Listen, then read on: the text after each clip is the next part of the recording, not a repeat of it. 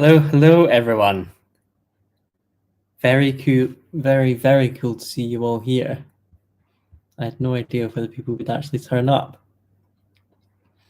Right, so the plan for this stream is I've hit 5,000 subscribers. It's 2021, and I thought, right, I'll just have my first live stream and chat to you guys.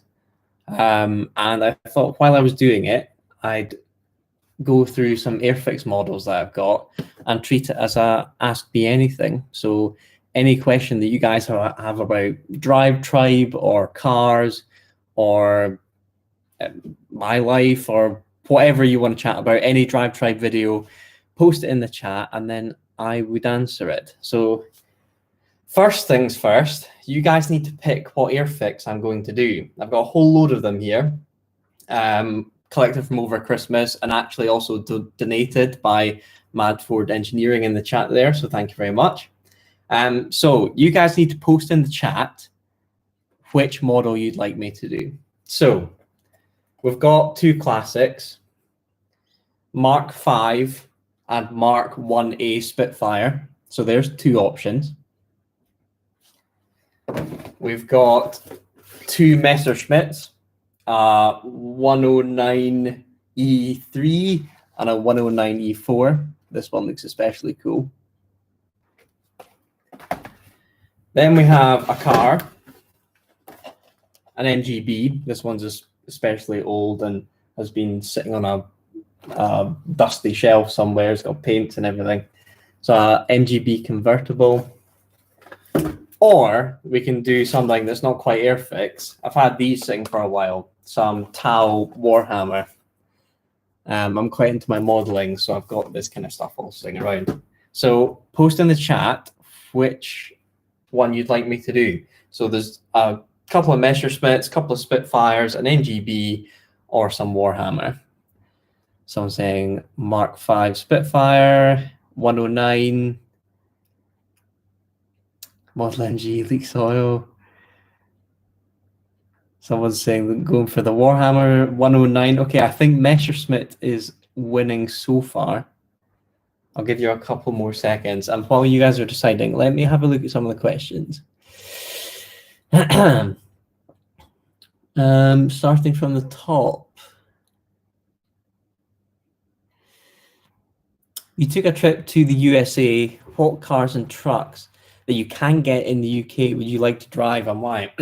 So top of my list is one of the cars on my dream garage. Sorry, is that a quick drink? Car my dream garage from the USA is the Dodge Viper ACR. We can get a few over here. There have been a few imported over. And I would love to do a video with one of them. 8-liter V10 manual gearbox. I'm obsessed with V10 engines. So that would be my one UK car I'd want to have over here. Okay, let's see, a little scroll down.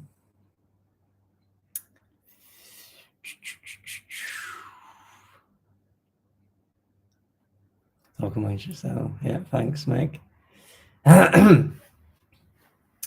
What make you work with Richard Hammond, James May, and Jeremy? I'm guessing that's asking how. How did I get into that job?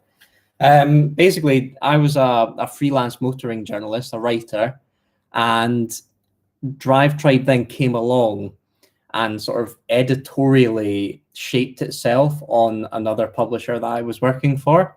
So they actually offered everyone at that other publisher a job, and I was one of them, and I went straight over. So I was at uni at the time. I was actually freelancing for the other publisher.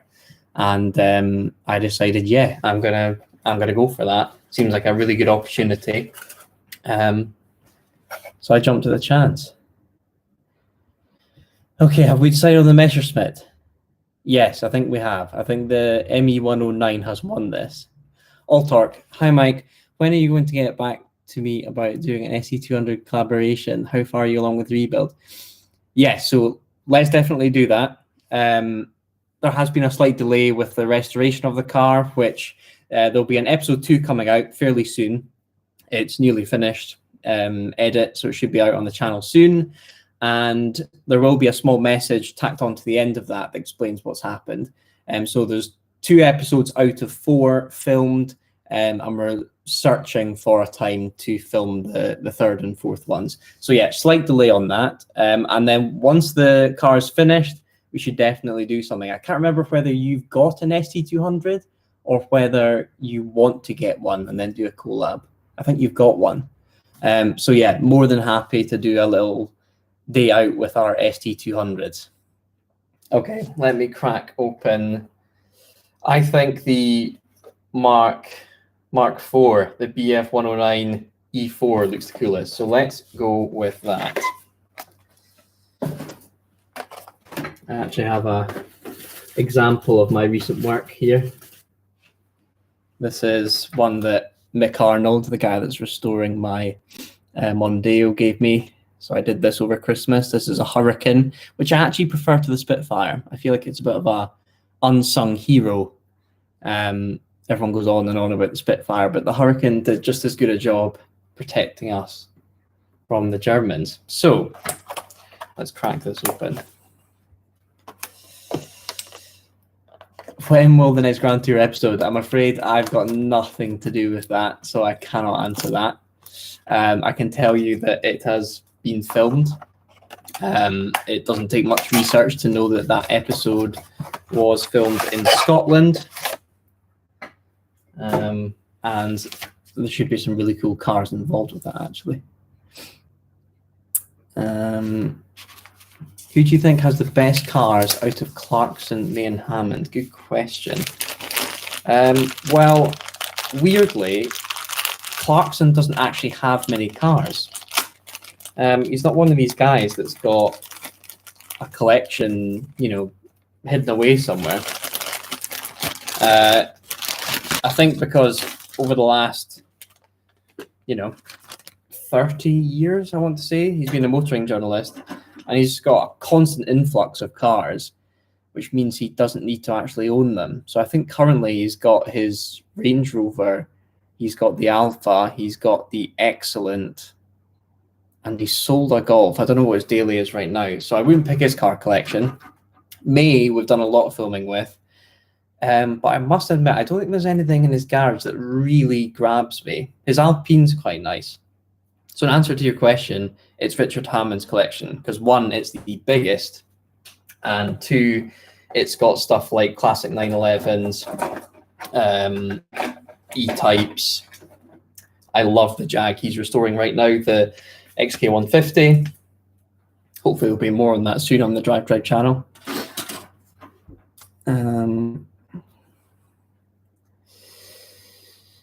What is this? What are the Twitch of the people doing the restoration? He's in the chat.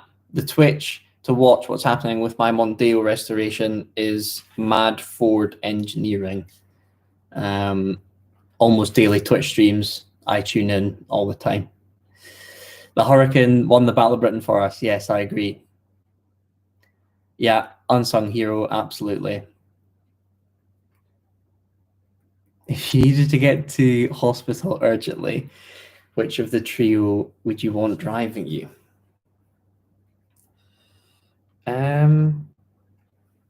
Should bloody read the instructions, shouldn't I? I'm about to get snipping there. Who would I want to take me to hospital? I think it would be James May, because I think he's actually a sneaky quick driver, and he would also keep me calm, because thankfully I've never been rushed to hospital before, but I imagine it's quite a stressful situation, and it's all about just like being smooth and chilling out whoever is ill, and I feel that James May would do that. Okay, these instructions want me to start with the propeller.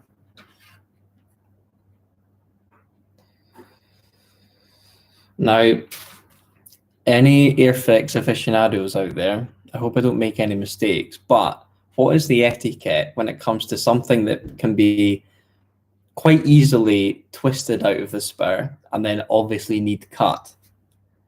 Because I feel like my clippers might get us slightly too close, or the component might be slightly too fragile for said clippers, and then you end up snapping it. So tell me what you think. For example, that propeller, is very, very fragile. And if I get my clippers right in there, I'd be scared that I'd nick the actual thing. Mick, I know you're especially, oh no, you're saying never twist. Cut the sprue. So you mean cut the sprue slightly upstream and then twist the sprue? Like the final little bit. Okay, I shall. Okay, 6A.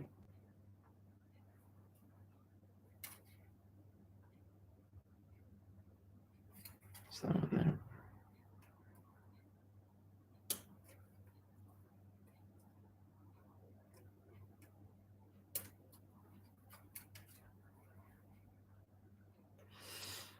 Right, if you had to pick a 1990s car to convert to electric, you know what, that's actually a very topical question for the video that's going to go out on DriveTribe tomorrow. 1990s car to go electric, which car would it be and why? Just to interrupt you. 1990s car. I feel like they're not really ripe for electrifying yet. You want to go for something that the engine is so bad that it improves the driving experience, like possibly the car you will see on DriveTribe tomorrow. 1990s car that I would electrify. I love 1990s cars, and they've all got engines that are sort of, I would say, a heyday of motoring, but that's because I'm a 90s kid. Bloody hell, what's a car from the 90s that's got a really okay? I would take some form of TVR. That may seem sacrilege, but the engines were so unreliable that I think I'd electrify one of them, get a Tesla motor and a TVR. How's that for an answer? That might make some people freak out. Got away from screw, mind the fingers. Yeah, thank you for the tips, people. This is total role reversal. Yeah, I know, but I've not got as nice a setup as you, Mick. You've got the whole above camera. You guys can't really see what I'm doing here. Maybe, I mean, I can angle you a bit more, but I mean, you're not going to be able to see too much. Favorite Top Gear episode? That's a tough question. I think the one that had the biggest impact on me, it might be a slightly basic answer, but Veyron race across the Alps. That's a bit of a classic. I'll tell you what's my two favorite car reviews on Top Gear that really stick out to me. One was Clarkson. They're both Clarkson, actually. Clarkson in the Gen 1 Audi R8. Find that on YouTube. What a test that is. And then Hammond. There's a shot that introduces Hammond, and the Audi R8's coming up the airfield, and then Hammond does a massive power slide in a 911 Carrera S to emerge into the shot. Go find that after this on YouTube. It is an incredible bit of video.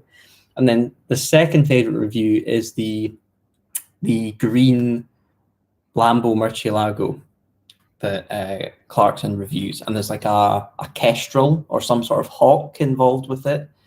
Again, it's just what I think there's far too much of on YouTube right now is really dull car reviews. What I call man in car. There's far too much of it. Couple of GoPros, and it's just a man talking about what the car's like to drive.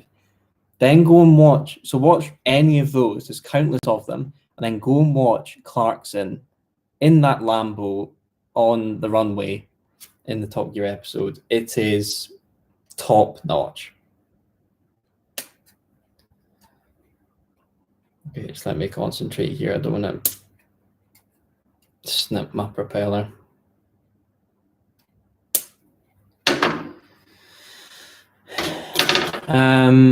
Baroness Bow, best first car.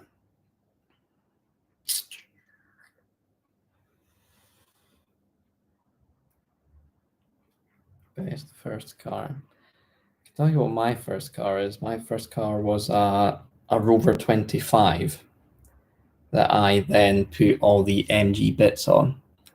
So I made it a sort of MG ZR refugee, essentially. See, I'm doing what you wanted, Mick. I feel like I'm going to start that. Oh, Jesus. Oh, no, it's coming. It's coming. Right. Okay. That was stressful. Favorite 90s hot hatch. They go into the 90s, so it counts. Lancia Delta Integrale Evo 2. Still, when people ask me what my favorite car I've ever driven, that is in the top 2.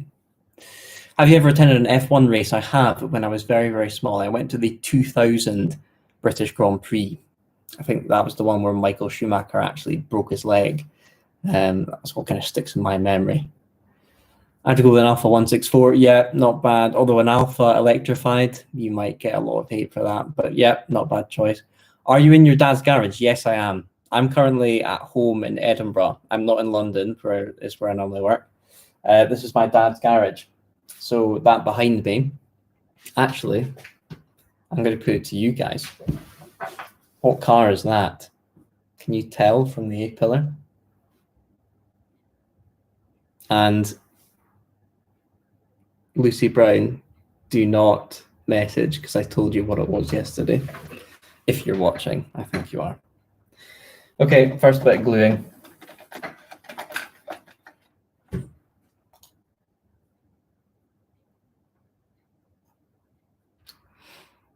XGS, close. You've got the brand right.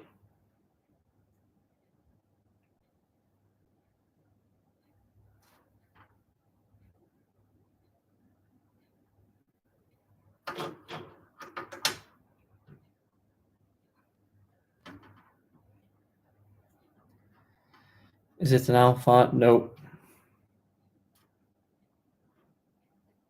Mick is very close with XGS.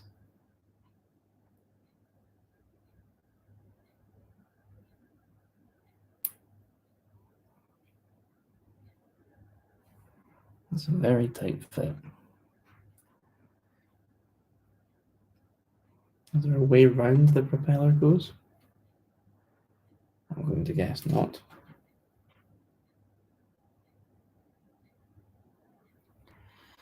XJ, yes. You could be more specific, but yes. Behind me is my dad's Jaguar XJC. So it's the two-door coupe, which I think is by far the prettiest of the XJ line. Right, how should I leave that? Let's leave that. I've just done my little propeller. Leave that to dry. Okay, questions. I didn't answer best first car. My first car was a Rover 25, but these days I would actually recommend people. Now, there's going to be a lot of people that think I'm talking rubbish, but the best first car now, I would say, is a Corsa.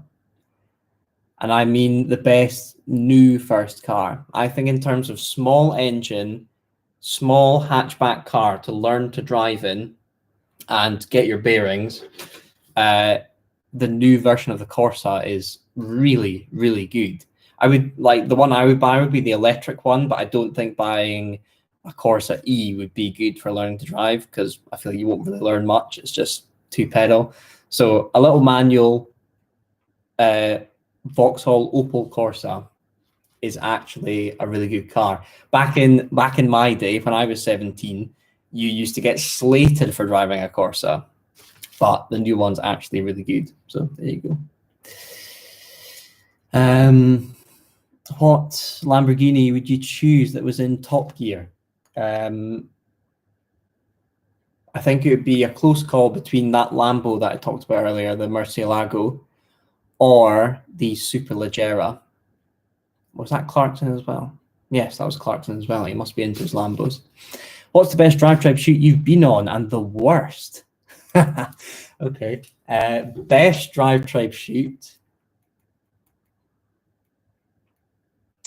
I think in terms of the actual shoot itself, it's a close, they're both in America.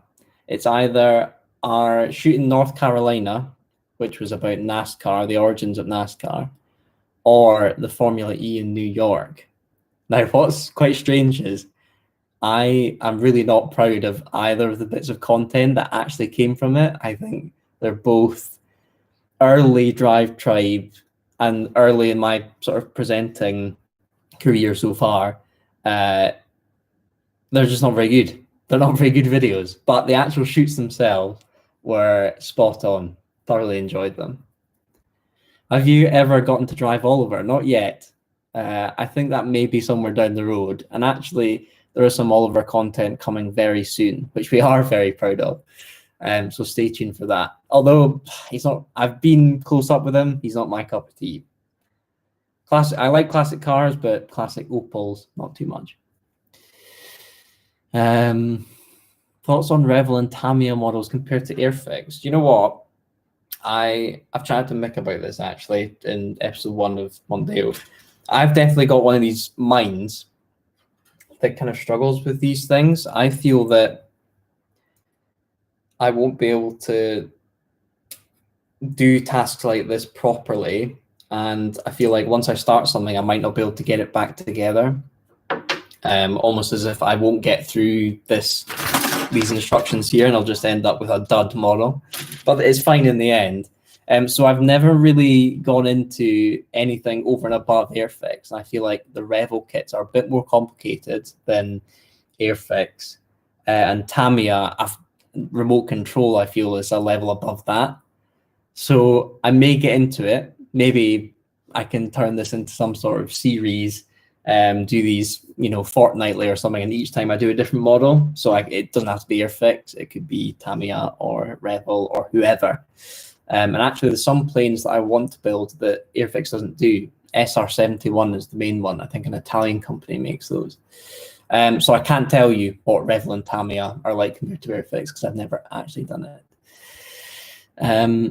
Not car related. How are you and family coping through the lockdown? We're doing very well. I mean, compared to some people, we will have had a very, very easy lockdown.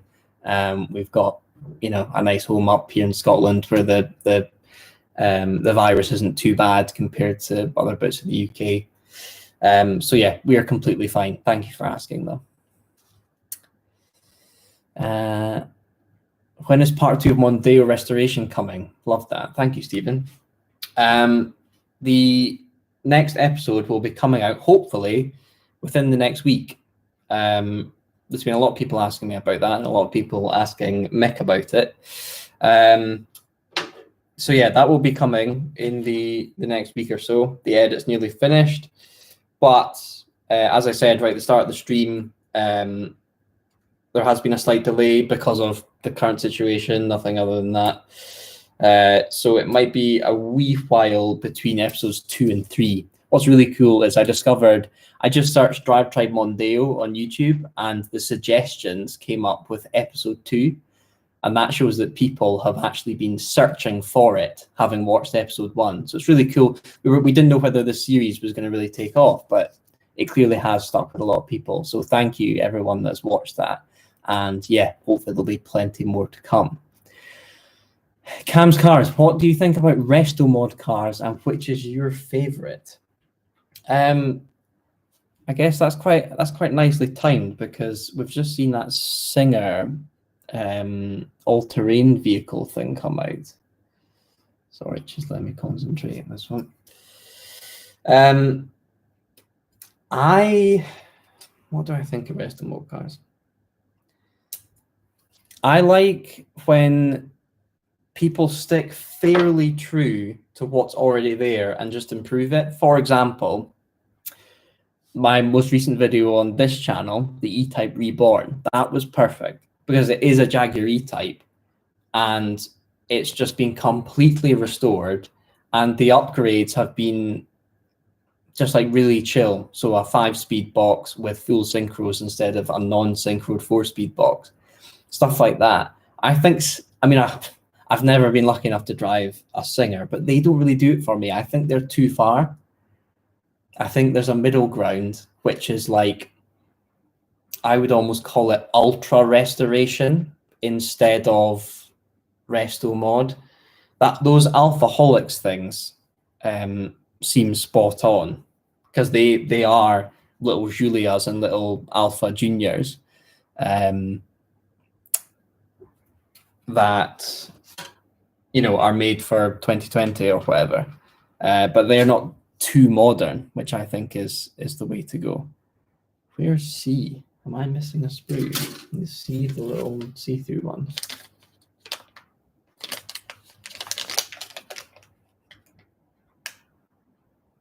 Oh, shit. Okay. Okay, questions. Sorry, I'm scrolling so I don't miss any. Okay. Best scene in Top Gear ever has to be May and Ken Block. Yeah, that was good. XGS, no, it's an XGC. Have you ever hung out with any of the guys after work hours, or are you always too busy? I imagine you're meaning the Top Gear guys. Yes, I have. I've been to the pub a couple of times with May. But the other two, not so much. Lucy Brown has. She's filmed with them a bit more. But yeah, it's only really been James May, because the pub's just around the corner from his house. So we filmed a couple of times, and sometimes we filmed in the pub. So yeah, he's a great guy, really chill, really nice guy to spend an evening with. Not in that way. Right, my first car had a 5.9 litre Cummins and a 5-speed. Wow, what was that? What? I'm guessing it's a truck of some sort. Now you want a Mini's first car? No, Mini's break. Best first car, C1, yeah. What's your favorite location to do a shoot at with Miss Lucy? And would you ever do more food tribe? Have I done any food? I think I've featured on the channel once. I tasted something, but no, I'm not really involved with food tribe. I'm mostly DriveTribe. What's my favorite location to shoot? Have we filmed at a track? Because I imagine it would be a track.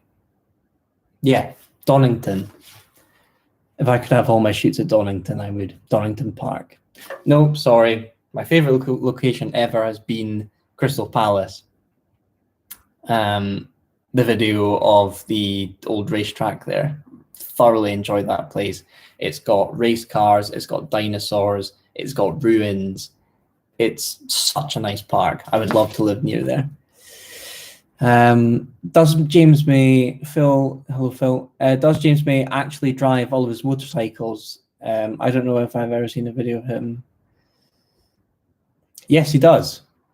He very, very regularly goes through all the bikes and all the cars in his garage. They don't sit forever, and he's meticulous with looking after them. So these cars and bikes don't just get left.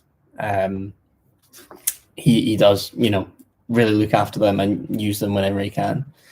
Maybe we should do some bike content. If you guys would like that, tell me. We can do some motorbike content. Motorbike content is a bit of an odd one, because people will say they want it, but actually it's quite niche. So I don't think the views would be very high. The best car you liked as a kid that my dad owned.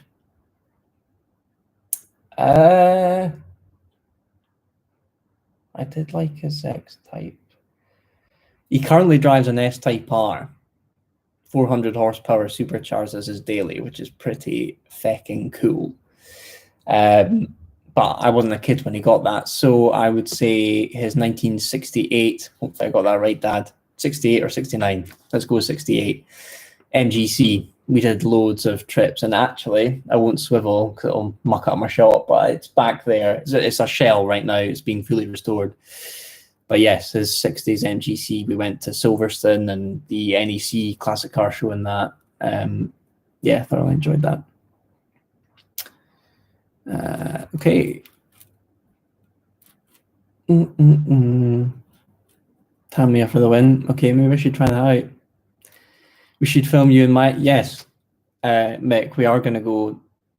I want to do a sort of Mick bio for episode 3 or 4. Like, genuinely, like, sit down and chat to you about you and the company and stuff. So we will do that in your man cave. Everyone, wait till you see his place. He's got wall-to-wall Airfixes, Tamiyas, the lot. So looking forward to that. What are you driving while your ST200 is being restored? I'm driving a Land Rover Discovery Sport. I've been kindly lent by Land Rover. So it's the D240, so the diesel, and it's a really good production car. So I've been going to shoots in that while the ST200 is being restored.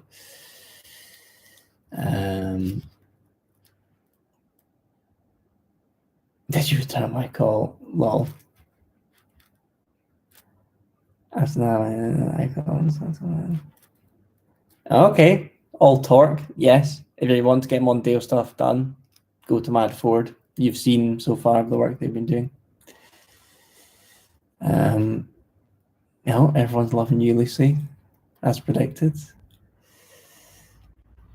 What's up with Area 51 sign in the background? That's just a joke that my dad likes. He had it on the other side so that people didn't come into the garage. He's moved it inside. Maybe it seems a bit tacky for folk coming in. What's the best car in Mick's garage? I really like, it's not his most extreme car, but I really like his daily. He's got an Estates Focus ST170, so the Mark 1 Focus. I'm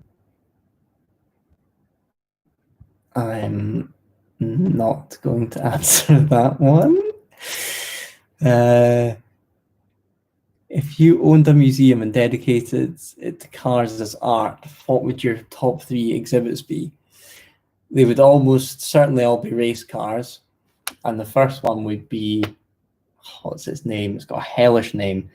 It's an Alfa Romeo SE, I cannot remember. If you Google Alfa Romeo V10 Group C car, you'll find it. It's got a code name. I can't remember what it is. SE something or other. Stunning car. On top of that, I'd have a Jaguar XJ220 because you can't beat a teardrop shape. And fuck it, Ford Mondeo Mark II. Why not? Did you ever race a car on track? Yes. The content didn't do very well, which is why we would be doing more race content. I realized I've not been doing this, but I don't know how you do this, Mick. How do you chat to people while doing an Airfix? I can't do it. We did do some race content on the DriveTribe channel. I raced a Radical at Snetterton in the UK. But the content didn't do very well. So we've kind of stayed away from doing race content. I'd love to do more, but we're playing, we play a numbers game, so we need to find some way of making race content work on DriveTribe. How often do you get a chance to drive some of the cars you film? They're normally pretty hectic days, so there's not too much opportunity to just drive stuff, although some opportunities do arise when you have a day either side. So actually, I got to drive the Richard Hammond Ferrari 550, if you guys have seen that video, I sort of reunited it with Richard Hammond and Harry Metcalf. I think that's got over 1 million views now, so thank you everyone for watching. I got to drive that pretty much the length of the country and back because of where the car had to be picked up what a thing. I've never driven a car that's more long-legged than that Ferrari 550. Like, every car has got a cruising speed that it just wants to naturally sit at in its top gear. And for that car, it was 125 miles an hour. So you had to really work to drive it at the speed limit. Fantastic thing. V12, spot on.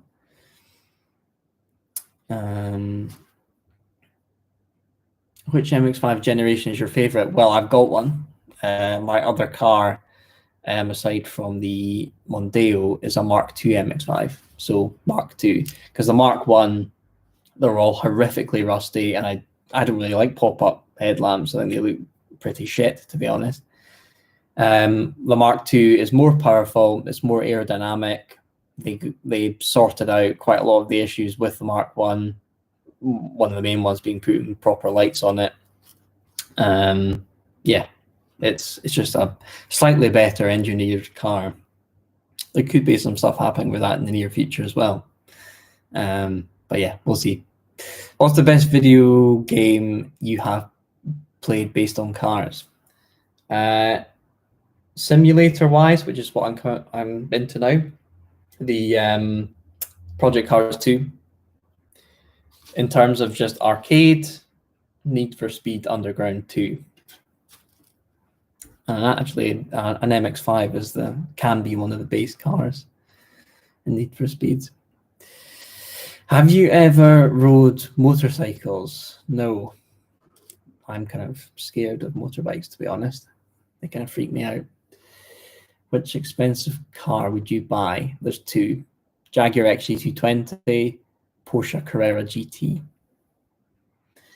Would your dad come and say hello? Not in this stream, Mick. Maybe in a later one. Once he understands live streams and gets what they're all about. What's the worst car you've ever driven, and what's the worst car you ever owned? The worst car I've ever driven has been a very early Hyundai i20. And to add something to that, I think the worst car I've driven that I thought was going to be really good was the MG-SV, sadly. Really enjoyed, getting behind the wheel and making that video, but it was not very good. What's the worst car you've ever owned? That's a bit tough. Because I really like all my cars. I really struggle selling them. Worst car I've ever owned, I'm probably gonna have to go. My first two cars. So Rover 25 was the first, and then my second car was an Alfa Romeo GTV, 2-litre twin spark, which I spectacularly wrote off. Really, really big crash in that one. And they both had their issues. I think sadly it will have to be the Rover because its head gasket went, which is like the classic problem with those cars. Can DriveTribe do motorbike reviews? We could, as I've said, like motorbike content. I just don't think it gets the numbers, but if there's space for it, then why not? Tim Rodey, who's content director, he's an avid biker, so he would be the man for it. Are there any plans for DriveTribe to do any car maintenance or performance upgrades outside of your car? To do any car maintenance or performance outside? Currently not. So my role as head of video, I'm kind of in charge of coming up with the ideas, so it naturally fits. If I already have the car, it fits for us to then create content about it. So I guess that's how the Mondeo thing came about.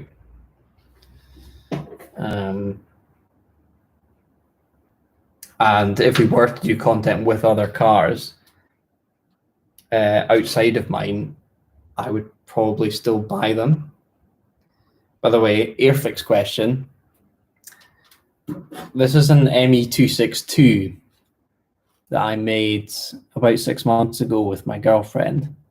And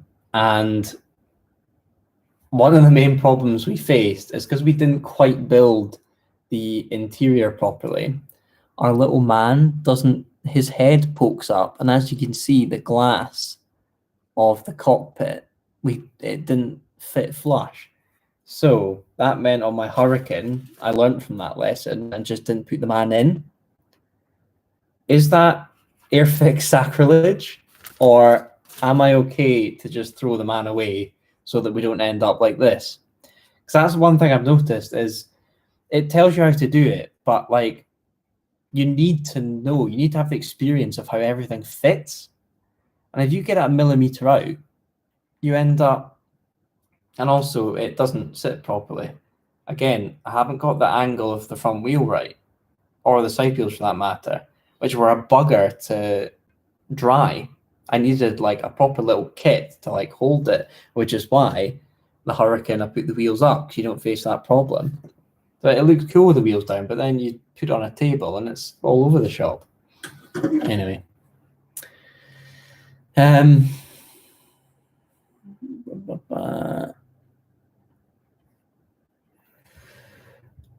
Scrolling.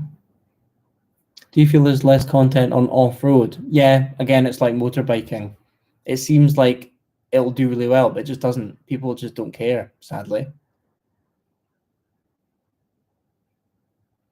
What are the trends that you hate about modern cars?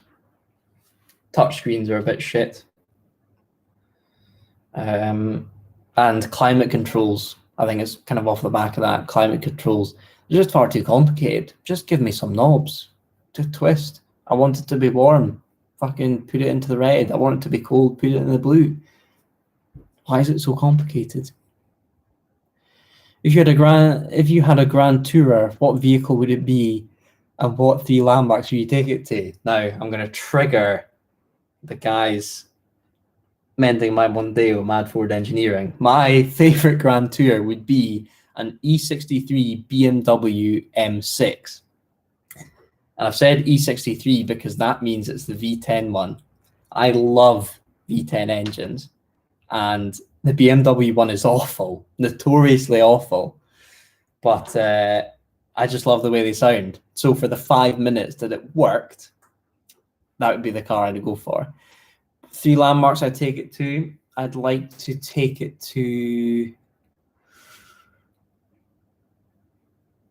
Le Mans, would be my first road trip. And then I'd go probably from there to Nuremberg, because I'd be able to look at all the old World War II stuff there, along with the Norris Ring racetrack, which actually goes like through one of the rally grounds, which is really cool. Not rally cars, rally political. Really cool location. Third, landmarks. Do racetracks count as landmarks? Because I'd take it to Zolder, probably, in Belgium.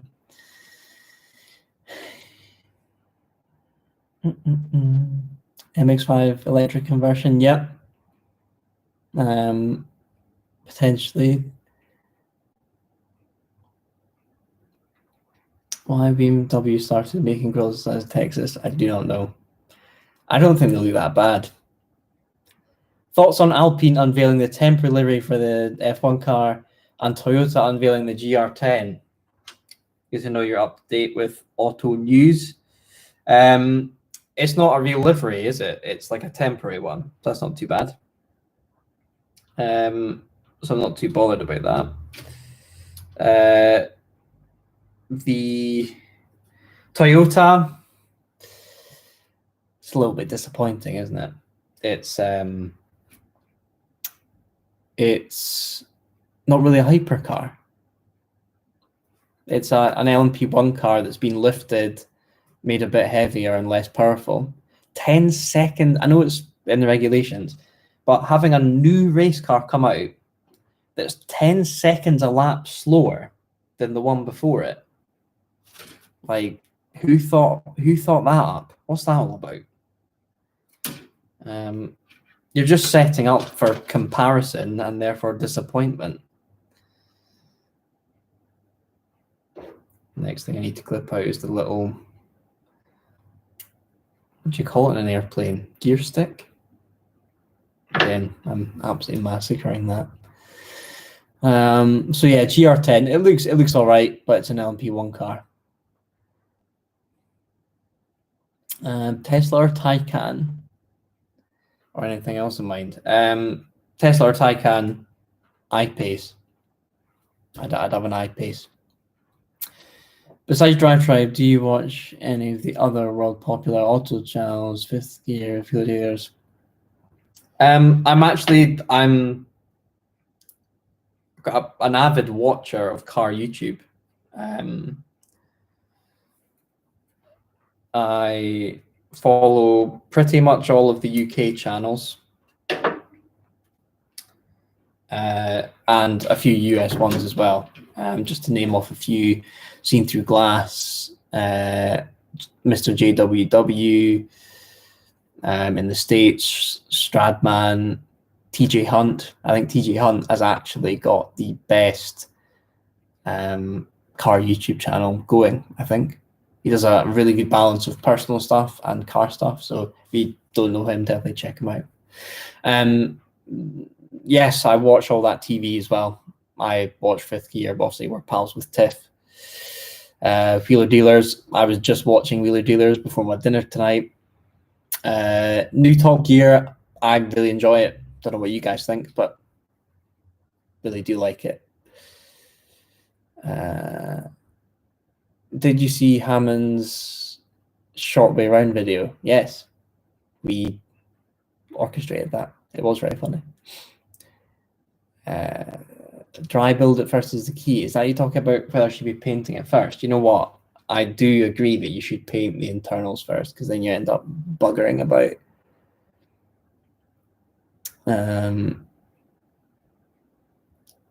Do I dislike torque steer? I mean, torque steer is never a good thing, right?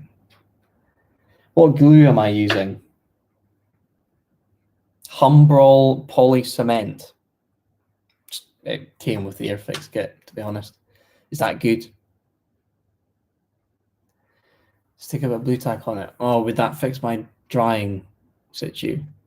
Maybe. Cut his arse off and glue him back in. I don't know whether I'll be able to get back into my 262. I think I'd end up snapping something, sadly. But yeah, they don't need a man in them. They're hanging from the roof anyway, so you can't see it. I'm guessing that's right with the V10. Yeah, Nick is gonna absolutely love it if we actually do a V10 build. Would you guys like that? Let me pitch this to you right now. We do the Mondeo, we get that restored, and then we, what do you call it on Wheeler Dealing? Trading up. We trade up to a V10 BMW. Imagine a V10 YouTube series. That'd be so cool. Right. Most overrated. Wait, no, sorry, I don't want to miss any out.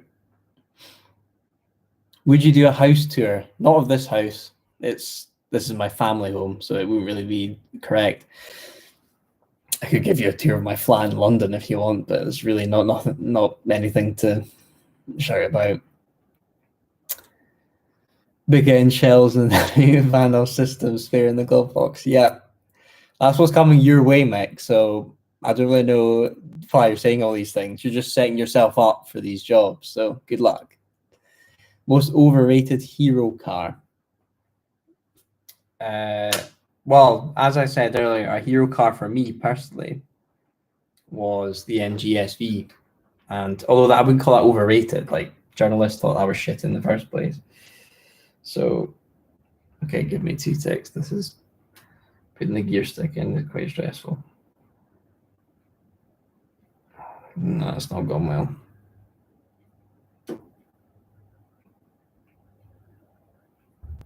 Okay, that's in.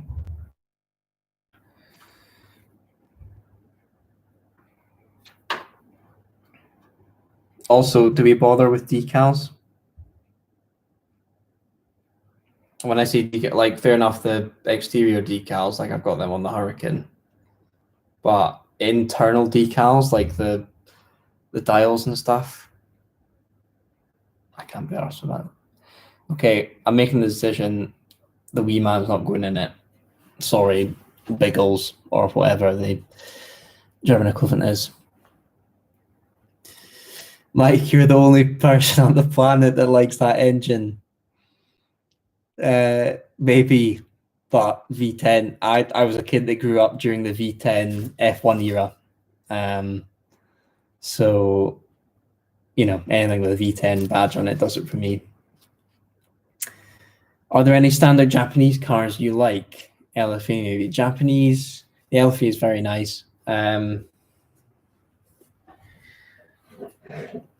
actually, I'm showing myself up here. I actually really would like, they're quite expensive now, a Suzuki Cappuccino. There's something that I find quite cool about a car that's that small. It makes my MX-5 look like a monster. 3-cylinder, turbo, rear-wheel drive, manual.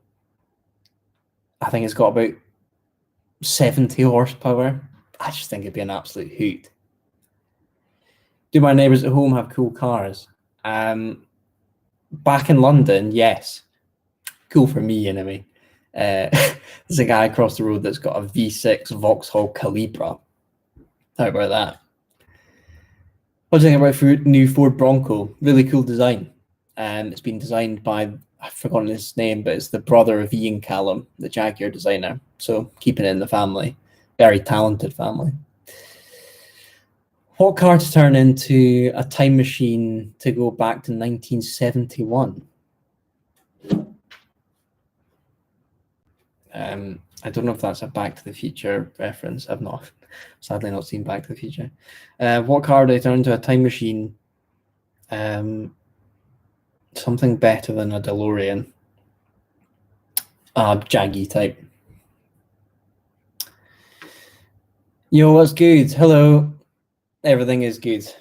I should get another setup that shows you what I'm doing, but I am actually doing what the title of this stream says. I am making an Airfix.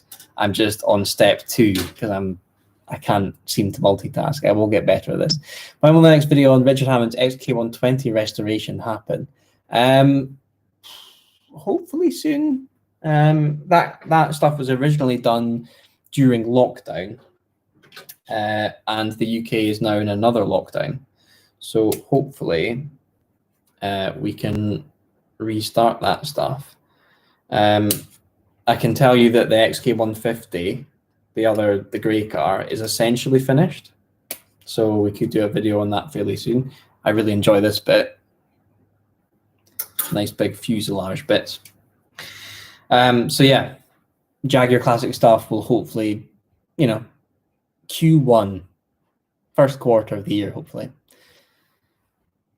Are you into BTCC at all? Not really, despite my sort of Mondeo passion. In terms of motorsport, I'm much more a Le Mans guy. Mighty Car Mods. I don't really watch Mighty Car Mods. I did for a bit, but I don't know. I feel like I went a wee bit downhill. Do you watch Bad Obsession Motorsports? They have a sweet build on an original Mini. I have come across them, I think, briefly. Maybe I should check them out more. Thank you for the suggestion. Could DriveTribe get to film on top of secret VW test track like James May did the Bugatti? Or do other countries have similar tracks? That kind of stuff does exist. The Nardo test track in Italy is one of them. Yeah, I like that kind of stuff too. Test tracks, hidden tracks, abandoned tracks. I'm into all that kind of stuff. So yeah, possibly. I really enjoyed the Humbrol glue. Oh, so Humbrol glue is good, is it? Good. I'm glad. Let me see that. Yes, V10, but good, Phil. Yeah, happy with that. V10 stuff.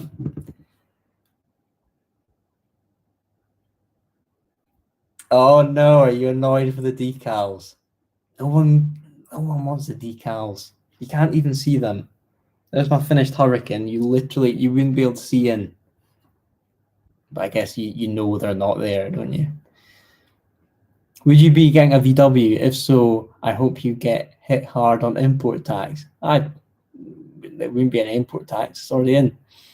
But plenty of V10 BMW M6s for about 10 grand these days. Bloody bargain. 5 litre, naturally aspirated V10, 500 horsepower rear wheel drive. Tell me a car for 10 grand that gives you those stats. Okay? 5 litre, naturally aspirated V10, 500 horsepower rear wheel drive. Come back to me with a car for 10 grand that matches those numbers. And not something that's, super modified. I mean stock, from the factory.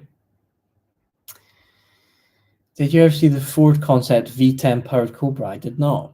That's cool. V10 Cappuccino. You know what? That could be done with a certain V10 that's been on the channel quite recently because it's very small, the size of a 4-cylinder. So a V10 MX-5 or Cappuccino could happen. Mark 1 Golf or XR3.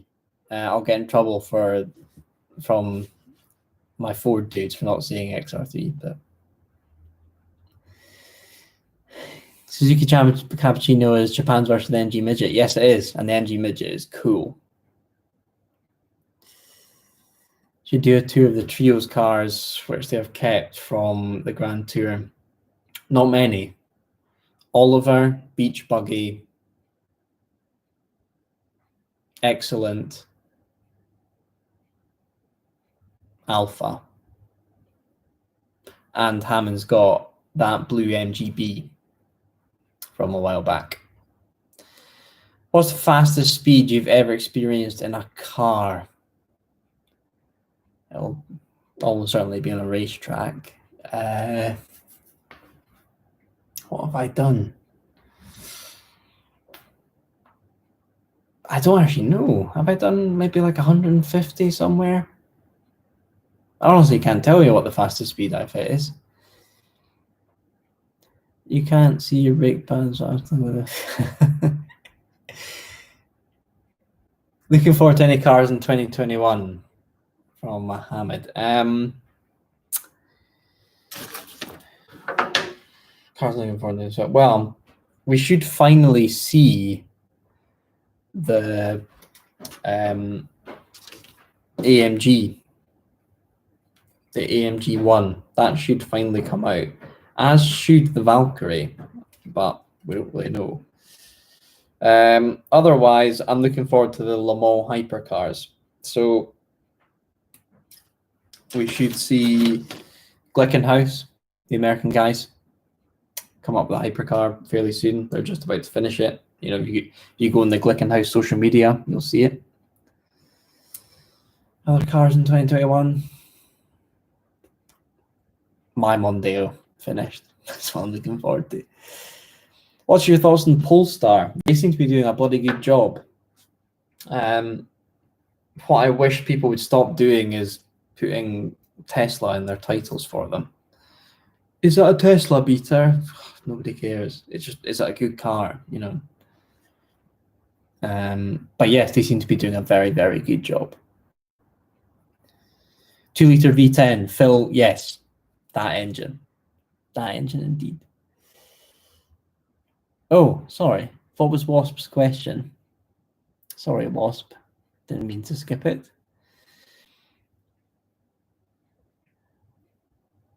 Do you like the sound of Mazda's 787B 4-motor race car that competed in Le Mans? It's a lovely sound. I don't know whether you've asked that because you know how I feel about that car. It's a lovely sound. But the thing I don't like about it is that sound has made the car unbelievably overrated. Whenever people are asked what their favorite Le Mans car is, they say it's the 787B. But let me spit some facts on the 787B. Once I've got this exhausted in 2 seconds.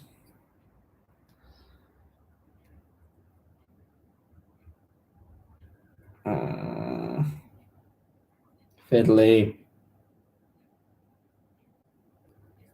Okay, that will have to do. Sorry, 787B Mazda. Why I don't like it. It was 12 seconds. So it's the, what, 30th anniversary of it winning Le Mans this year.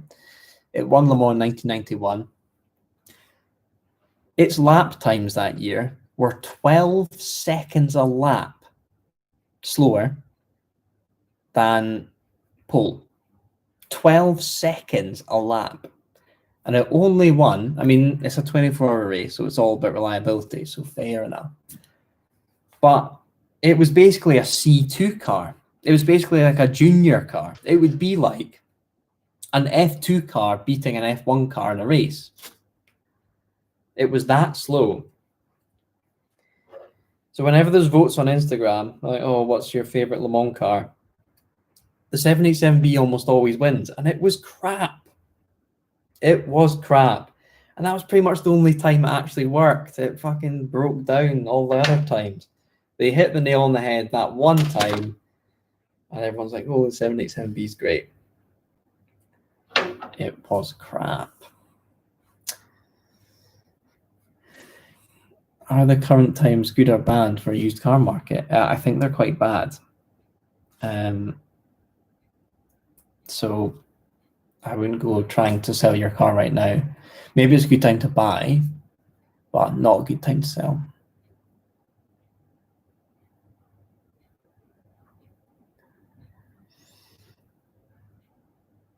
Yes. Sorry, yeah, Phil. I don't know how fast they're going. One of the videos we have planned for the Mondeo once it's finished is to try and hit its original top speeds, which was 144 miles an hour. So I guess that will be it once it happens. What's happening with the 20-cylinder engine? I've actually sent an email to the guys at Connaught very recently asking what their plans are with it. But currently, as you saw in the video, it's kind of just a mock-up right now. They actually finished putting the exhausts on the day we arrived. Sorry, I'll hold this up so you guys can see. So yeah, that's a very exciting thing. And it's the plans we do know is that it is going in a supercar that those guys are making. It's going to be going into a Connaught supercar. About 400 horsepower, I think, so nothing crazy. Ugh, so fiddly.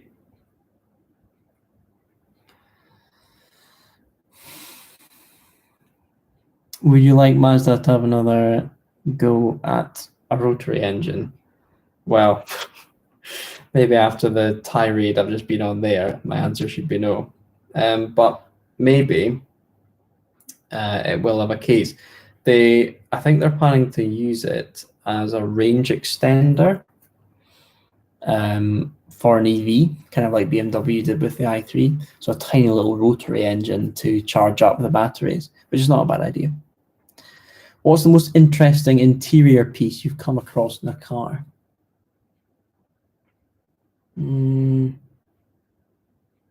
What's an interesting interior?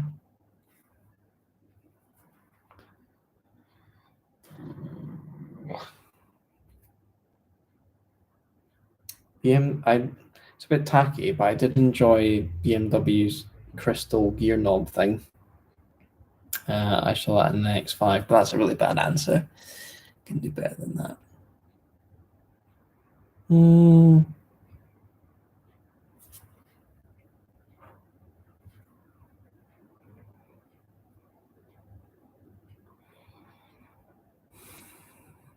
Okay, I'm at quite a decisive point here. I'm at the point of mating the fuselage sides. But, oh, what's that? Oh, that's saying it needs painted. No, I'm going to skip that. Okay, so propeller into place, and then fuselage follows.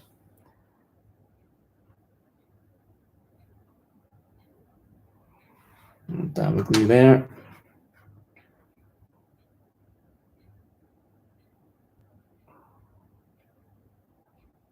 Propeller into place. Now, do I let that sit and dry for a bit, or do I mate it up? Tell me, Airfix aficionados. Do I just get it aligned and get it in? It might bugger with the propeller. Or should I let it dry?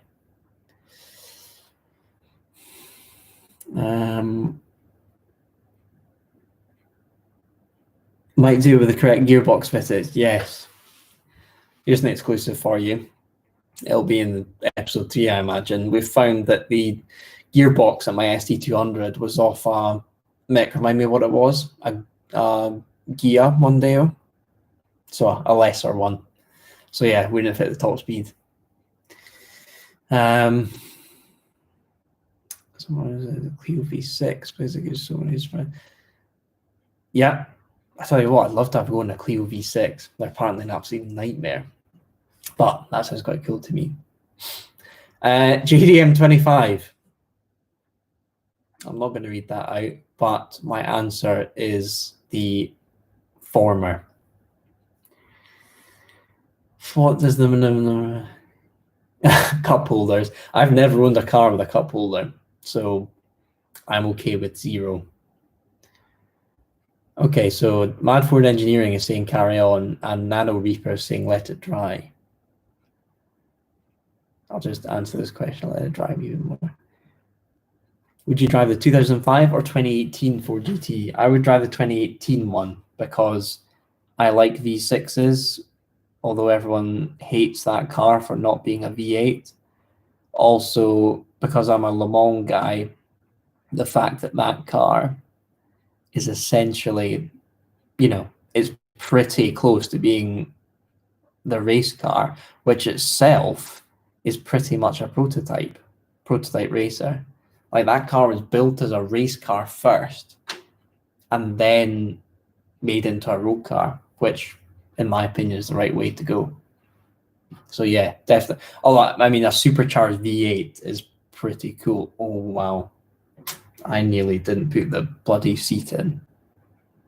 See, I'm not good at this. I can't bloody concentrate. Where does the seat fit in?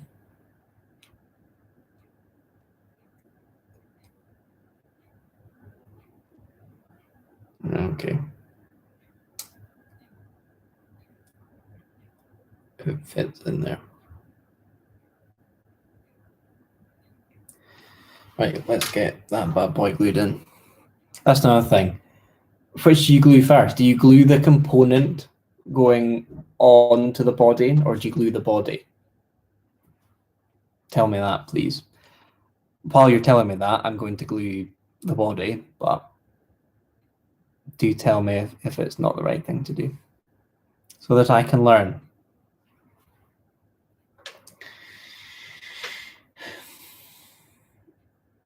Do you have a preferred gearbox in a combination with a specific car?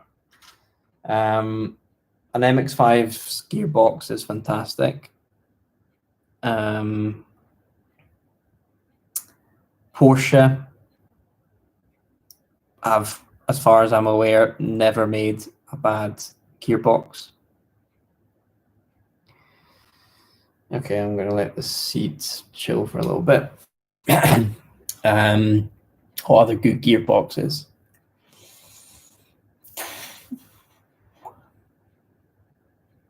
That's all I can really think of at the time. MX-5s, Porsches. Yeah, to be honest, the gear shift in my Mondeo is not very good. What's the oldest car I've driven? I would have to be a 1953 Jaguar XK120. Beautiful car.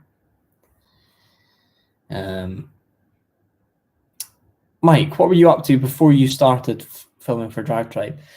So I was studying mechanical engineering at university up in Scotland, and I basically decided that I liked engineering. I found it interesting, but it wasn't what it's not what I wanted to do as a career, because the reality of the engineering tree, the career tree, is that for most of it, you're basically sitting doing spreadsheets and CAD and lots of very quite boring stuff. So I decided that I wanted to drive cars, and there's kind of two ways into that. Sorry, give me 2 seconds to align my fuselage.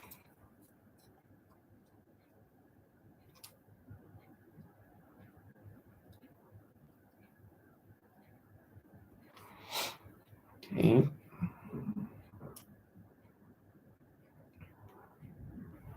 That's gone together quite nicely. Sorry, I was at uni studying mechanical engineering, and actually, the main thing that really got me on the road to becoming a motoring journalist is I had a really bad breakup while at uni. And oh god, wait a second. My seat's all out of kilter.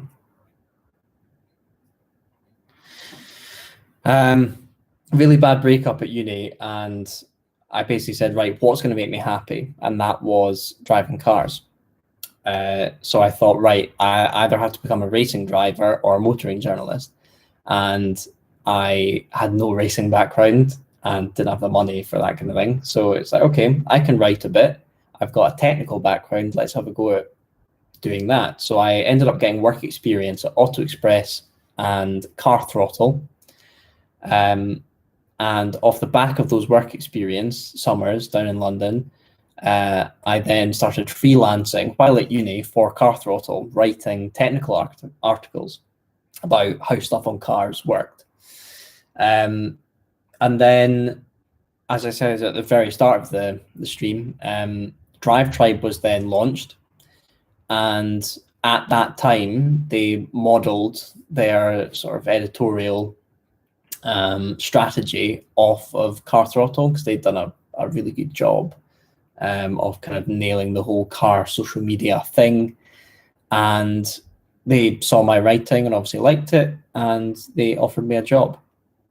And I took it because it was a pretty big opportunity, seeing that Clark's Anime was all part of it.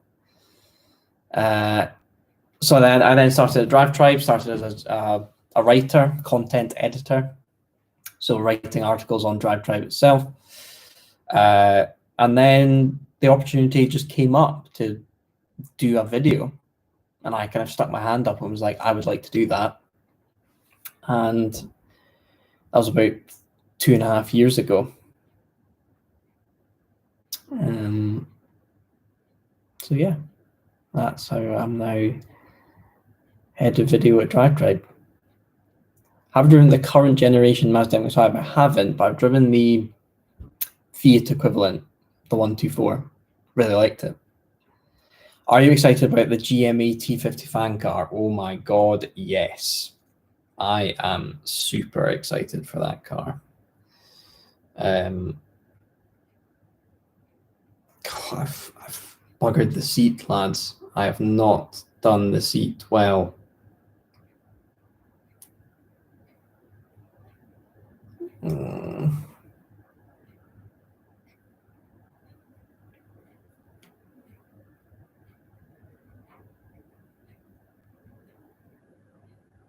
Should that be further up? Yeah.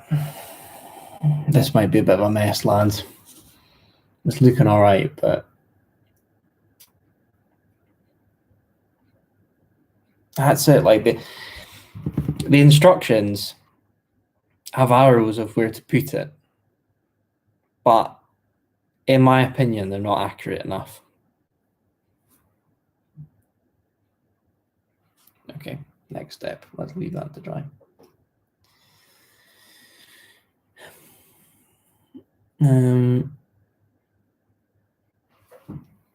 Just scroll up. Sorry, GME. Yes, I'm very excited for the T50. Actually, really exciting. I've got a phone call with Gordon Murray, hopefully next week, because he is talking about, you may have seen the news, he's making a T50, a racing version called the T50S, and he wants to chat about that. So that could be a video coming soon. Would you drive the new Hurricane STO? Yes. A Hurricane, the rear-wheel drive Evo, nearly won Evo Car of the Year. So Lamborghini are doing very well. What's your favorite racing movie? And have you seen Ford versus Ferrari? I have seen Ford versus Ferrari, actually, in Mad Ford Engineering's living room. Favorite racing movie? Senna.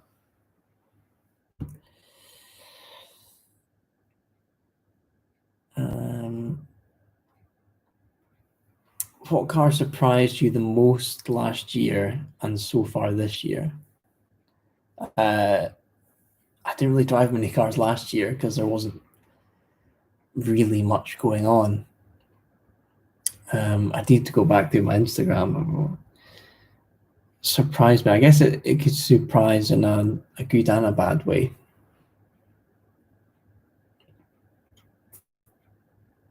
Nah, I can't answer that, I'm afraid. It's not on the tip of my tongue.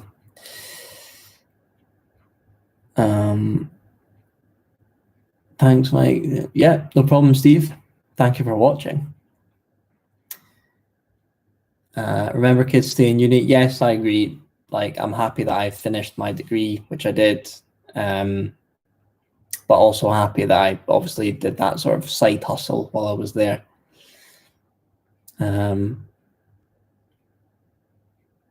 I'm going to go on record saying Richard Hammond is not short, Clarkson is just freakishly tall. You've got a point there. Jeremy Clarkson is a very tall man. He's a giant. Would a 2000 Audi TT electric car work? I guess so. I wouldn't do it to a 3.2 V6 car, but all the little four-cylinder crap, fair enough. Are you doing the E3 or E4? I'm doing the E4. How cool is that box artwork, by the way? Very, very cool.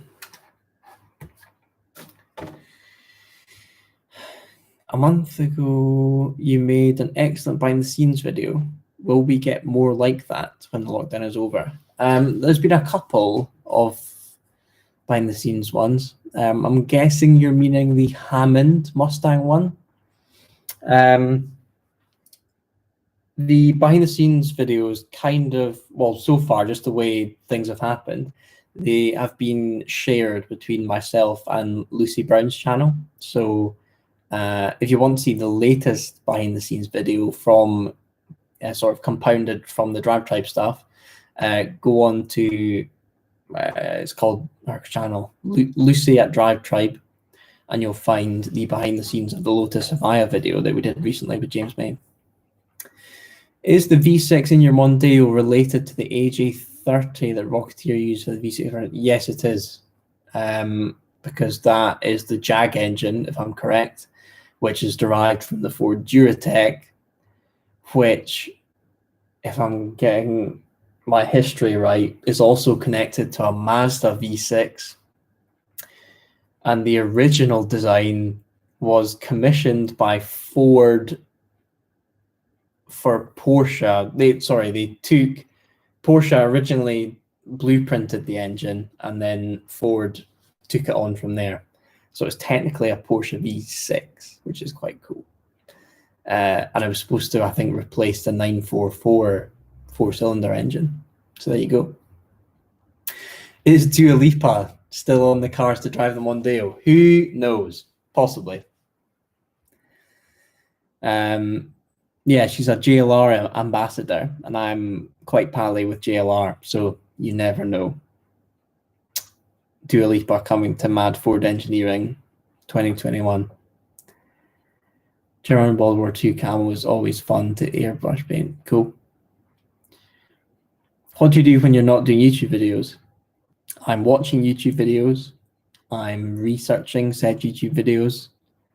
In terms of hobbies, I am a runner. I'm a sprinter, 400-meter sprinter. I also like a bit of golf. Sadly, it's been snowing up here, so I've not managed to get out. And Scotland's one of the countries in the UK, I think us and Wales are the ones that are allowed to golf right now, while England, it's still not allowed under quarantine rules. But can't take advantage of that so far. What was your first car? Rover 25, 1.4. Great chassis, awful engine.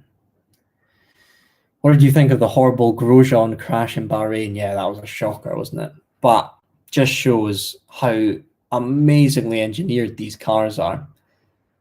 You know, we definitely take it for granted until something like that happens. So well done to all the engineers that meant that man survived that crash. Do you become sad when new cars come with smaller yet efficient and powerful engines than their older version? Yeah, I can understand that. Like, it's every car right now seems to have a 2-liter 4-cylinder turbo engine. There's very little leeway either side. I'd love to see more V6s. V6s have kind of died out, which is a shame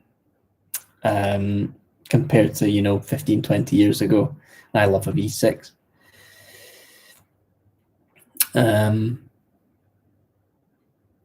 Best Hot Wheel. I was never really a Hot Wheel kid, although I have bought one recently. From us, it was in Morrison's. You know, do you ever come walking along supermarkets or random shops that shouldn't have them, and they just have a rack of Hot Wheels? And it had a McLaren Speedtail in it. I thought that's actually really pretty, so I bought a McLaren Speedtail Hot Wheels. So that's my answer. What's the car behind you? That is a Jaguar XJC. I'll let you guys see a bit more of it. XJC 4.2 straight six. Hello, Mike from India. Hello. Thank you for joining. It's a bit late in India, isn't it? Jesus. Hoovies? Is that as in Hoovies Garage? He's done a couple of V10 BMW things. He had the M5 though, which is the more expensive one, which is why I want the M6, because the V10 M5s have actually started going up in value. So it's the perfect time to buy an M6. How old am I? I am 26. And my birthday is on Friday. Friday coming, 22nd. So I'll be 27. 1994. Small Fords in the USA are junk, bad transmissions. Are the European versions better? They seem to get a lot more. Yeah, we love our Fords over here. The best-selling car in the UK for like, I don't know how many years on the trot has been the Ford Fiesta. So we can't be too harsh on them. But yeah, there's nothing really that special, in my opinion. Fiesta ST is cool. Focus RS isn't getting made anymore. Mondeo's on its knees. I think they still produce the Mondeo, but I saw a stat a while ago that I think said Ford sold 3 Mondeos last year in the UK. 3. Absolutely dead. And we know what's going to happen. They're going to give it a rebirth in 5 years' time as an electric SUV. Mark my words, Mondeo SUV incoming. It's a bit sad, isn't it? Did you leave the Hot Wheels in the box? Yes, I'm that type of bloke. I leave things in boxes. 2 a.m. in India. Well done, sir. I will not be awake at 2 a.m. here. So thank you very much. I hope you're doing something constructive at 2 a.m. along with watching this rather than keeping you up. Dan Brown, your first car was the 2006 Fiat Grande Punto 1.2. Good. I hope that's a nice car. I hope it does the job, isn't too expensive to fix. We have class action lawsuits against Ford here in the Focus. And Jesus, okay. I know there was a head gasket issue with I think the American RSs. Let's put a V10 in my ST200. Let's not. You tell him, Mick. The V6 is lovely. Don't mess with that Duratec.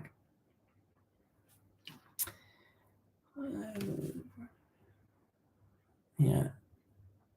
I'm not sure you're a WRC guy, but have you tried out the GRR's production car? I haven't. My colleague Tim Roddy has. He loved it. In fact, everyone seems to love it. Although I don't know whether you guys read Evo magazine. I thought it was going to win Evo Car of the Year, but it didn't. In fact, it came fourth, which I was a bit surprised at. Spoiler alert for anyone that's not either watched those videos or read that magazine.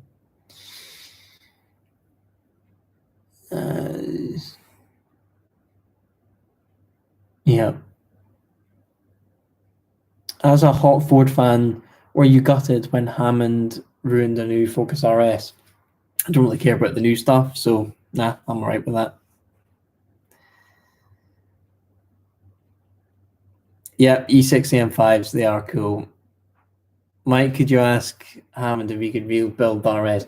So, something that's a bit weird about this whole situation, the cars that came from there.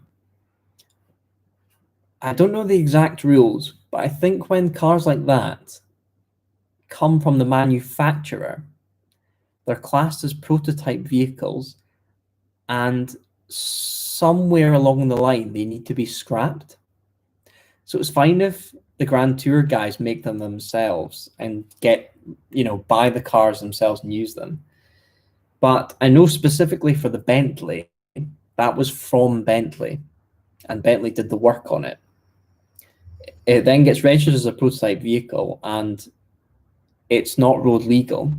And I think they need to, just the way prototype vehicle law works, if you don't do a certain thing to save them, they need to be scrapped after a certain time. I think I'm right in saying that, might be wrong. So that RS, Hammond's RS, might be heading to the scrapper, which is a bit of a shame. Unless it's, all fluids taken out of it and it's parked and put in a museum, I think that's fine. And that's where you see these cars in, British Motor Museum from the Top Gear days. But I think if they want to be used, the answer is no, and they have to be scrapped. So in terms of working on it, Mick, I don't think you'll get the chance, sadly. Pocket, which of the trio is best to work with? It's a good question. Talking from experience, I've had much more experience with, actually, you will have seen on the channel, we've done a lot more videos with James May than we have Richard Hammond and Jeremy Clarkson. So I think naturally we've now found like a rhythm and a rapport with May, and that means that he's the chillest to deal with. But that's nothing against the other two at all. They're all three of them are incredibly busy guys, and we're incredibly lucky to film with them. One thing I was thinking the other day is that people have to pay an Amazon subscription fee to see the guys really doing their stuff, big budget stuff, and the amount we get them for the YouTube channel, I actually think is pretty decent, which makes it, I find it a bit odd when we see negative comments on the Clarks Hammond and May stuff, because there's part of me that says, wait a minute, we're giving you these guys, these motoring heroes, completely for free, and you're getting a bit iffy about one slightly blurry shot or a little ruffle on the microphone. It's like, come on, guys. Not saying it's any of you folk, but those comments do happen. I just find it really odd. I feel like it's quite an audacious thing to say, I would love to see more DriveTribe videos with Harry's garage. Harry Metcalf is a lad. I really like Harry. And yeah, we had a chat that day filming with Hammond, and we're both definitely keen to do some stuff when it's okay to do so. So yeah, more with Harry's garage to come. His channel's doing great. I'm really happy that people like his stuff. Good point. I'm not doing a very good job of live streaming Airfix, am I? But I mean, that's something. That's almost vaguely an airplane. Here's another question for Airfix people. I made the Hurricane so that, you know, the propeller's like semi-straight. Is it sacrilege that the Messerschmitt's kind of off to the side? Does it make it more like it's actually flying, you know, like it's turning, or should it be, you know, bolt upright? You tell me. What's your favorite of Clark Diamond and May's cars? Sorry, is that my drink?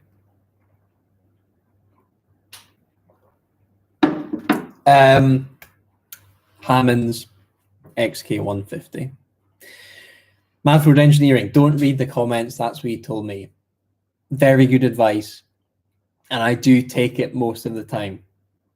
I very rarely look at the comments. But sometimes, you know, I'm doing my work, analyzing stuff, and it just, you know, it catches your eye and you see something. But, you know, across the board, don't read the comments. It's just not worth it.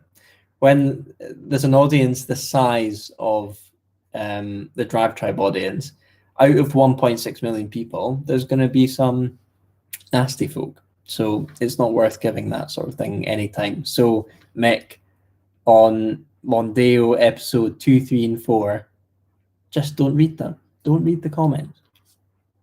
It's not worth it. All these great... Yep. Many guys want to follow All Torque, some SD200 content to come. Did the Hurricane take 8 days too? It took me about 3. I really took my time with that because I wanted to nail it, and I feel I'm quite happy with how it came out. I don't normally do the decals, but I went for it this time. Can someone tell me the French flag on the back, is that to denote that it was flown by Frenchmen, or is that to denote that the plane was used in France and flown by Brits, or what does that mean? Was that a French squadron? I'm not sure.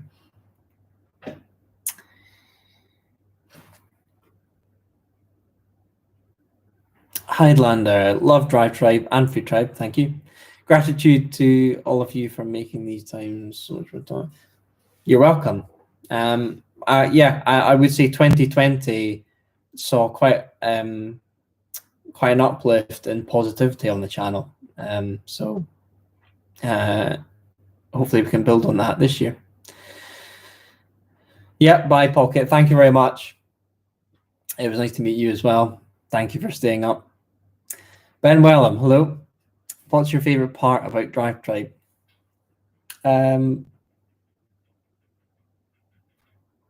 I really like that. I mean, it kind of comes to DriveTribe's core in terms of the platform itself. You can basically get your automotive media seen by people that just never existed before. And it got us quite a lot of hate from the industry itself when we first started.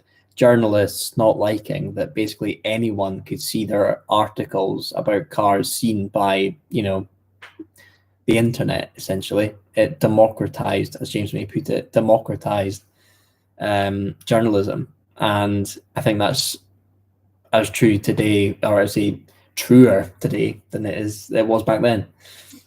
So I'd say that's my favorite part. You can write a nice article with pictures and videos and everything on DriveTribe and get it seen by thousands of people, which I think is a pretty special thing.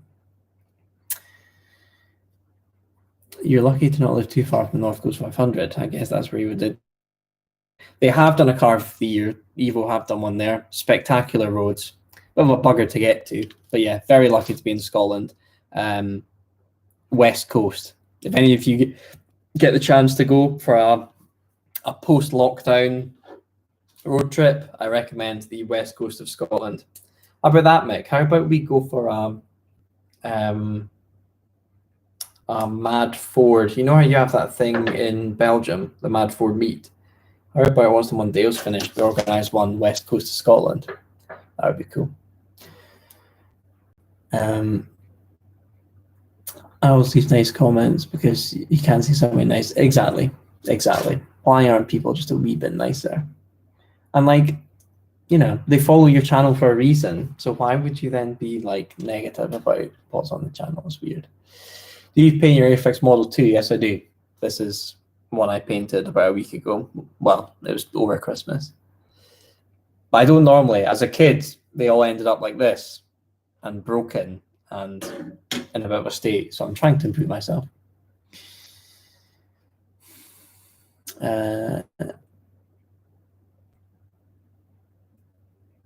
Cool. Oh, it's not a French flag. Red, white, and blue. Okay. So what does it mean? Oh. Is that like a squadron thing? Oh, it's the RAF. Oh, so the RAF have like a flag. Cool. How long have I known Mick for? When did we do that first vlog? Was it in summer? Summer last year? When did I first hit you up, Mick?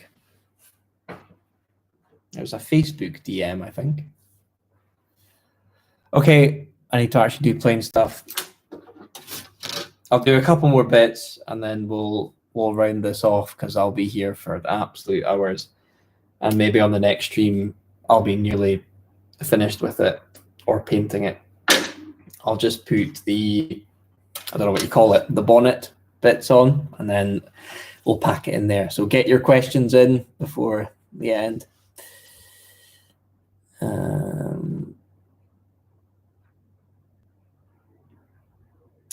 I've lived in Las Vegas and I've lived in the desert for 50 years. Do cars where you live still rust? Absolutely. UK is the home of rust. How long? Okay, I've already answered that. Yeah. I mean, YouTube is a spot on place for automotive journalism as well. But I would say that your note on sponsored videos, if the videos aren't sponsored, you're probably not making much money. So you have to get that balance right.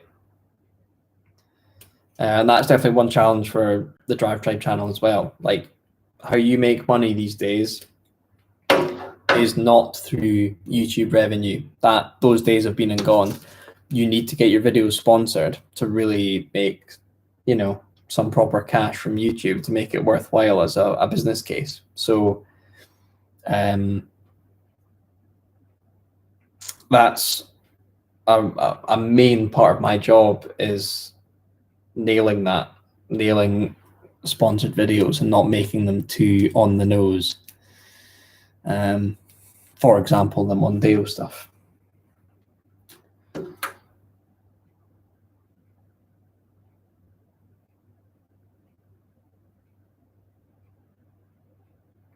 Come on. Oh, bloody hell. I've left it for so long that my glue has hardened. There we go. I remember back in the day, why do they come like this now? I remember back in the day, they had like needles. The glue came out of a needle. Have they abandoned that now? Is that not a thing?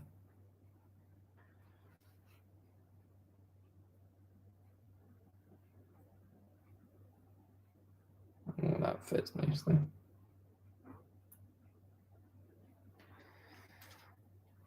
Okay, that goes on the bottom.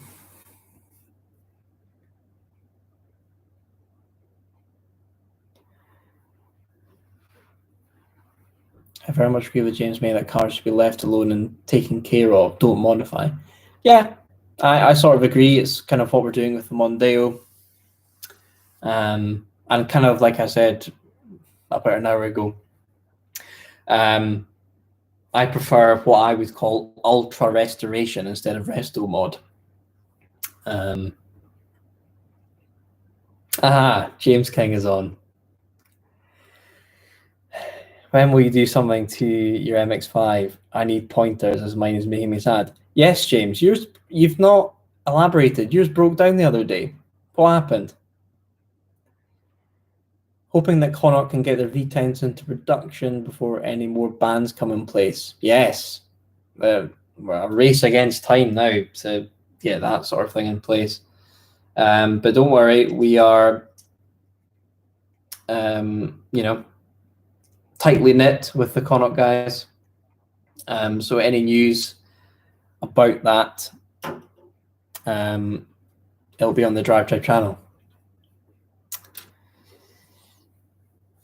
Favorite DriveTribe video without you in it? Good question. Favorite Drive. I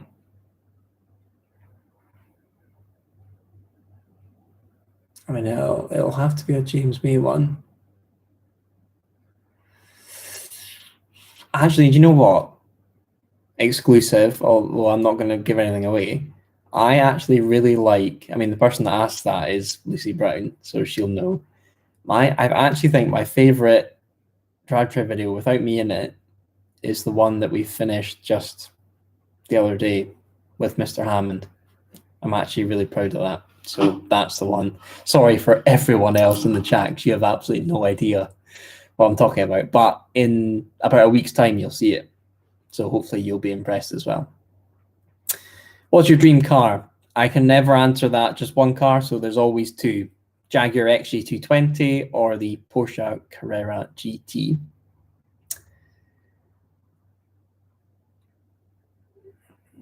The car companies aren't providing the cars, telling you to do something nice.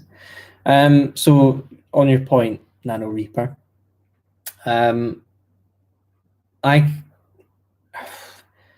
you never receive cars and are told, like, as you receive it, that they want something nice said about them. Of course, unless it's sponsored, in which case, you know, you probably have a script that you've had signed off.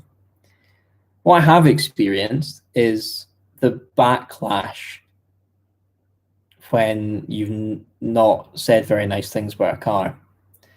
In fact, there was one video last year that we did. It was like, you know, a reveal of a new car.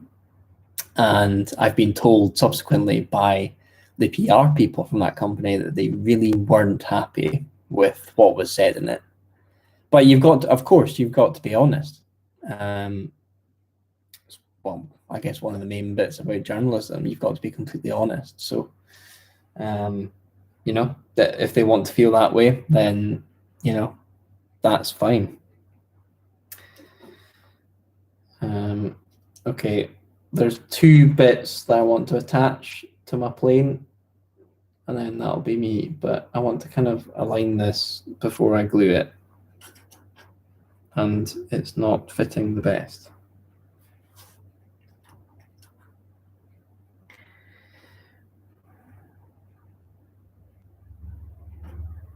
Okay, let's just get that down.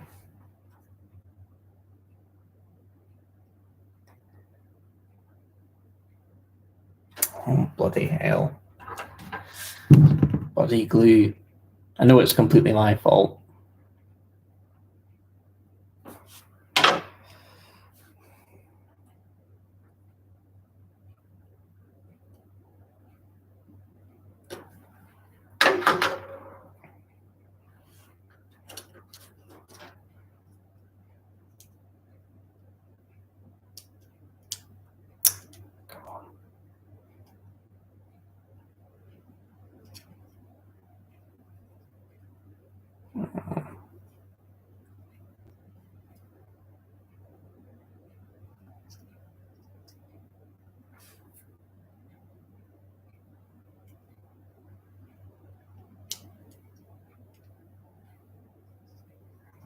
Oh, that just doesn't fit.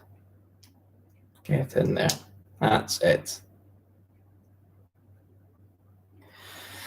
Okay, that was one or two bits done.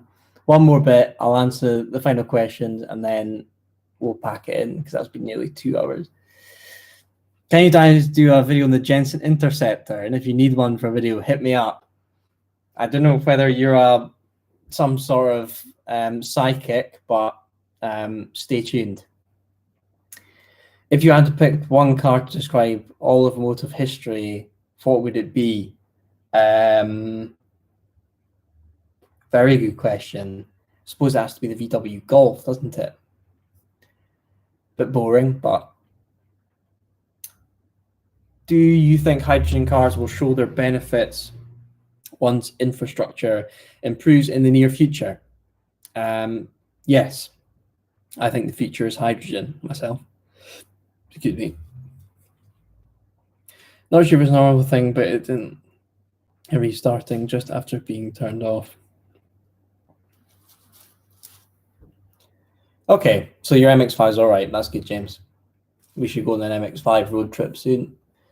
Worst car you've ever driven? Hyundai i20.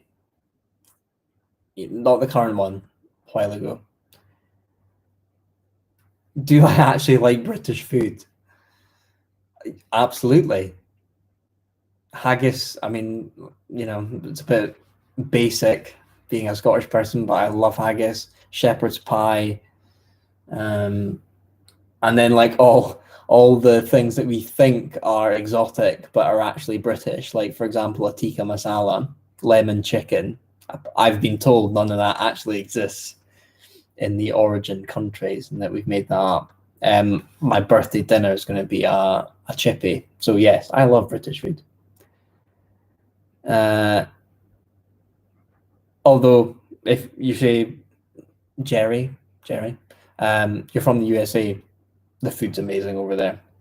I can never finish it though. I've not got a very big stomach. I can't believe people eat beans for breakfast. I mean, I'm with you there. Baked beans, no thank you.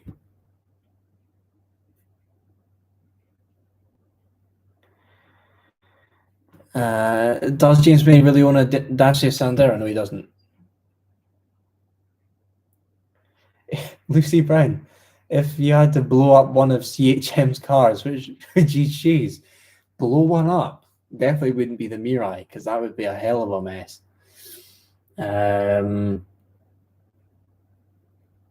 I think it would either be the Excellent or Oliver, because they're both actually not that good. What is your dream video you'd like to be part of? I will answer that once I get my bonnet on. Can someone enlighten me to what the actual name is for? Is it the engine cover? Oh fuck, that all came out in one go.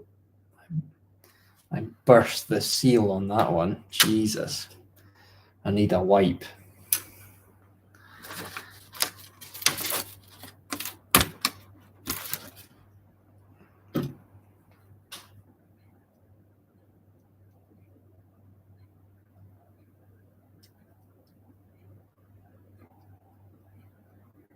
Okay, hopefully that just clips down. Yeah, nice. That almost looks like a Messerschmitt now. Me liking that. I love the little machine guns out the front. They're cool. Sorry, what question was I going to answer? What's the dream video I'd like to be in?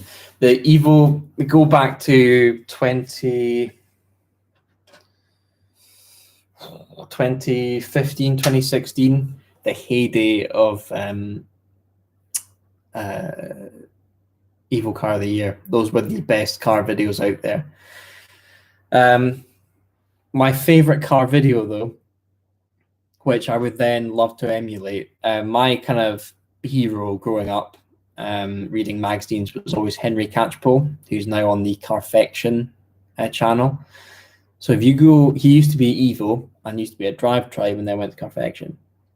If you go on to the Evo channel and search for Aston Martin Vantage N430 in Scotland, all those, but Catchpole did a series about basically the greatest roads in the world, but that one especially, the Aston one up in the Highlands, just amazing. So I would love to be able to. Yeah, the annoying thing about that video now is that it wouldn't work. These days, that content just doesn't get the numbers, so it would be a waste of time and money. Really, it would look nice, but it just doesn't really do anything for what the DriveTribe channel is right now. So I would love to be able to do something like that, but currently it just doesn't quite work. So I'm not really sure what the solution to that would be. It would be great if you could do a video on Porsche's development on their synthetic fuels. Yes, that's actually really interesting. It's almost like a move away from EV, despite all the stuff they're doing with the Taycan. I'll need to do a bit more research because I don't know my stuff about synthetic fuels, and we need to make it interesting enough, because that's basically the main thing. It's like how it's cool, but how I always ask Lucy this. I'm like, what's the title? What's the YouTube title that's going to get people to click on synthetic fuels? Maybe you could give me an example and we could use it. What's the clicky title for synthetic fuels? I might love the behind the scenes. Do detailers come on shoots? If so, would I go about how? We don't. We've never had a detailer on a shoot. We might do at some point, but it needs to look really nice. But no, I think the best thing we've ever done is wipe a car down with a towel, to be honest. We're not too. I think our shoots, our videos aren't that high end. Like, they're more social, they're more kind of chill than very glossy car content. So we've not really had a use for that kind of thing yet.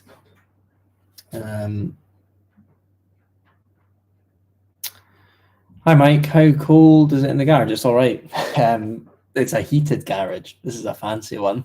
The boiler for the whole house is just over there, and it emanates into here. So, you could work in this all night and you'd be absolutely fine. I've found a Porsche 930 with 580 horsepower. Is it the greatest thing of all time? Possibly. I am not that into older 911s like that. It's not really my cup of tea.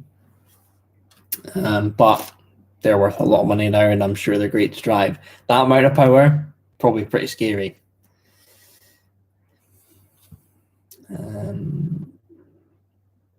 Not Oliver. Yeah, I'm sorry. Once you see Oliver up close, not my favorite car. So the Sandero bit on Top Gear is a running joke. Yes, I'm afraid it is. Although a bit of content I'd love to do sometime this year. There's a Sandero RS that Renault have brought out.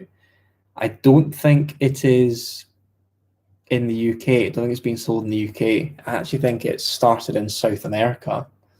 But there's a Dacia Sandero RS.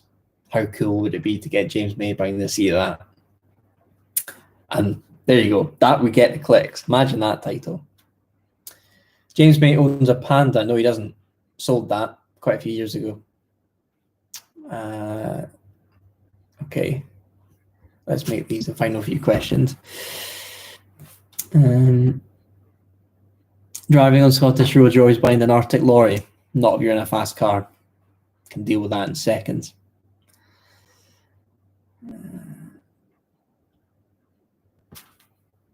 Okay, it seems to be a bit of a conversation going on here. Is it an American versus British conversation? Would Magnus Walker ever appear on DriveTribe? I think he has. If you go on the DriveTribe channel and search Magnus Walker, I think there might be something like way back at the start of DriveTribe with him on it. I'm guessing you're a fan of his. I don't really get it. I moved to Las Vegas. Oh, this is more American chat. So Lucy Ryan, what would she do to you if she caught you hiding her drones? I wouldn't. I'm nowhere near as techie as Lucy is. As you could probably see from how long it's taken me to do that. So I would never touch her kit, to be honest. But she loves her drone. The 225 brake horsepower TT is better than a 3.2 V6. Controversial view. I'm guessing the 225 one is a 4-cylinder turbo. Tried and tested method, so probably more reliable. I just like a big engine. 3.2 V6, like that's quite a bit beefier than the one on my Mondeo. So, and I always love, whenever I see that shape of TT, the first thing I'll do is go and check the badge to see if it says 3.2. But anyway, on that note, it's been nearly 2 hours. This is as far as we've got. I am on step 4 of 14. So what I'm going to do is I'm going to go away and I'm going to do a bit more on this, so it's a bit further along, and then we'll have another stream maybe in a week, 2 weeks time, where we'll finish it off and maybe be painting it. I'm not going to put you guys through every single step, but thank you everyone for watching. It's really been cool seeing, I mean, the fact there's 34 people watching right now is incredibly cool. So thank you all for coming. And I hope you enjoyed it. Sorry for basically the lack of air fixing. I will do better to multitask. But yeah, there'll be more Messerschmitting in maybe a week or so to come. So thank you all for watching, and hopefully I'll be able to end the stream smoothly. Bye guys.